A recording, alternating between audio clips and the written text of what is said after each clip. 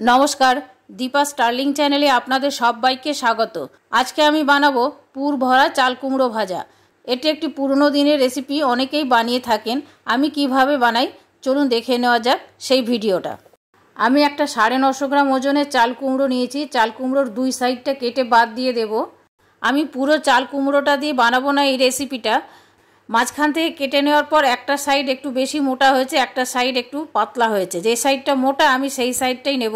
যতটা দিয়ে বানাবো ততটুকুই কেটে নেব, খোসা ছাড়িয়ে নেব। আমি 7টা বানাবো সেই জন্য এইটুকুই নিলাম। প্রথমে আমি ছুরি দিয়ে একটু দাগ দিয়ে নেব। মোটা মোটা করে কেটে নিতে হবে যাতে সবগুলো সমান হয়, সেই জন্য ছুরি দিয়ে দাগ দিয়ে নিয়ে মোটা মোটা করে পিস করে নেব।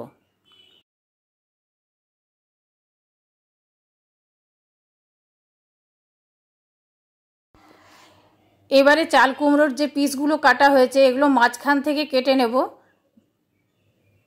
পুরোপুরি কাটবো না, ওপর দিকটা কাটবো, নিচের দিকটা জোড়া থাকবে। এই মাঝখানটায় আমি পুর দেব। আরেকটা কেটে দেখাবো। এইরকম মাঝখানে মাঝখানে কেটে নিতে হবে। আর আরেকটা সাইড দেখুন জোড়া লাগানো আছে। এইভাবে আমি সবগুলোই কেটে নেব। সবগুলো একটা প্লেটের মধ্যে তুলে নুন মাখিয়ে নেব। নুনটা মাখিয়ে আধ ঘন্টা রেখে দেবো। এতে চাল কুমড়ো থেকে জলটা বেরিয়ে চাল কুমড়োটা অনেক নরম হয়ে যাবে। যদি সময় কম থাকে তাহলে একটু ভাপ দিয়ে নেবেন। চাল কুমড়োগুলো নরম হয়ে যাবে আর ভাজবার পর ভেতরটা কাঁচা থাকবে না। এই সময় একটা পেস্ট বানিয়ে নেব। একটা জারের মধ্যে নিলাম হাফ চা চামচ সাদা সর্ষে, হাফ চা চামচ কালো সর্ষে আর 1 চা চামচ পোস্ত। তার সাথে দিলাম 2টো কাঁচা লঙ্কা। পেস্টটা বানিয়ে নেব। এবারে ঢাকাটা খুলে এর মধ্যে দেব 2 টেবিল চামচ নারকেল কোড়া। পেস্টটা এমনি শুকনো শুকনো হবে, বেশি নরম হলে পুরটা দেওয়ার পর পুর বেরিয়ে যাবে। আমি যে কটা বানাবো তার জন্য এই পরিমাণটাই যথেষ্ট। যদি পেস্ট বানাবার সময় পেস্টটা পাতলা হয়ে যায় তাহলে কড়াইয়ের মধ্যে দিয়ে একটু গরম করে শুকিয়ে নেবেন। এর মধ্যে দেব অল্প একটু নুন, ভালো করে মিশিয়ে নেব নুনটা।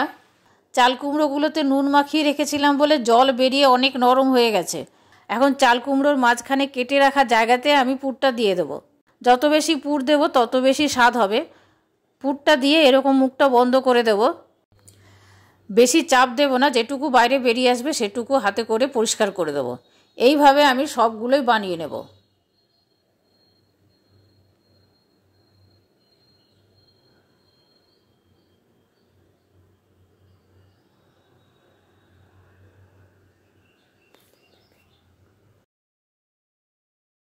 সবগুলো পকেটসই বানিয়ে নিলাম। এবারে একটা ব্যাটার বানাবো। সেই জন্য নিয়েছি 1 কাপ বেসন। এর মধ্যে দেব 2 টেবিল চামচ চালের গুঁড়ো। এতে মুচমুচে হবে। পরিমাণ মতো নুন, ব্যাটারটার পরিমাণ মতনই নুনটা দিলাম। 1 চা চামচ পোস্ত, ঝালের জন্য দিলাম লঙ্কা গুঁড়ো। পরিমাণ মতো হলুদ দিলাম কালারের জন্য। আর দেব একটু জিরে গুঁড়ো আর ধনে গুঁড়ো। 1 চা চামচ দিলাম কালো জিরে।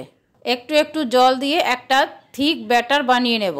ব্যাটারটা যদি ঠিক না হয় চাল কুমড়োর গায়ে লাগবে না, কোটিংটা ঠিক মতো হবে না। ব্যাটারটা বানানো হয়ে গেল। ব্যাটারটা এইরকমই ঠিক হবে। এর মধ্যে দেব 1/4 চামচ খাবার সোডা। খাবার সোডাটা ভালো করে মিশিয়ে নিলাম। কড়াইয়ের মধ্যে তেল বসিয়ে দিয়েছি, তেলটা গরম হয়ে গেছে। এবারে পকেটসগুলো বেসনের মধ্যে ভালো করে ডুবিয়ে ডুবিয়ে তেলের মধ্যে দিয়ে দেব। চাল কুমড়োর গায়ে ব্যাটারটা ভালো করে লাগিয়ে নিতে হবে। আর এগুলো ডিপ ফ্রাই হবে। ডিপ ফ্রাই বেশি ভালো হয়। শ্যালো ফ্রাই করতে পারেন কিন্তু কোটিংটা খুলে খুলে যাবে। এক সাইডটা কিছুটা হয়ে গেলে উল্টিয়ে দেব। তেলটা খুব ভালো করে গরম করে নিতে হবে। তেল যদি ভালো গরম না হয় তলায় আটকে যাবে।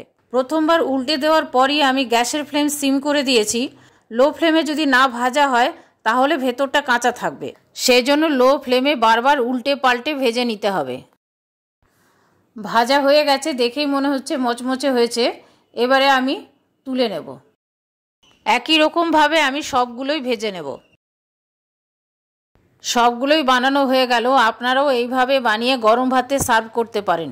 আমার এই পুর ভরা চাল কুমড়ো ভাজার রেসিপিটা আপনাদের কেমন লাগলো কমেন্ট করে কমেন্ট বক্সে জানাবেন। ভালো লাগলে প্লিজ একটা লাইক করে দেবেন, শেয়ার করবেন আর সাবস্ক্রাইব করে বেল আইকনটা টিপে দেবেন পরবর্তী নোটিফিকেশনের জন্য।